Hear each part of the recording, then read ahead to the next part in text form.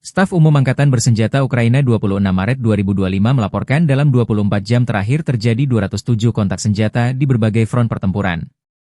Pasukan pertahanan Ukraina berhasil melancarkan serangan udara, rudal, dan artileri ke 9 area konsentrasi pasukan dan peralatan militer Rusia, termasuk sebuah pos komando dan beberapa target strategis lainnya.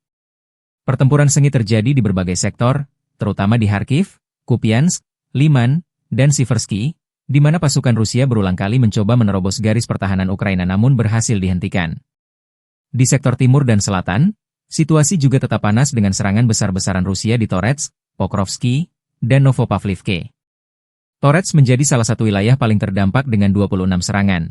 Sementara di Pokrovsky, pasukan Ukraina menghadapi 69 serangan dari agresor.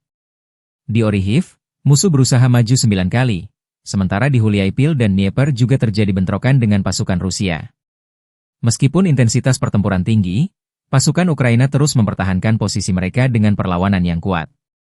Selain itu, pasukan pertahanan Ukraina juga melanjutkan operasi militer di wilayah Kursk, di mana mereka berhasil menghentikan 29 serangan Rusia. Situasi di garis depan masih dinamis dengan pertempuran yang terus berlangsung, menunjukkan perlawanan sengit dari Ukraina terhadap agresi Rusia.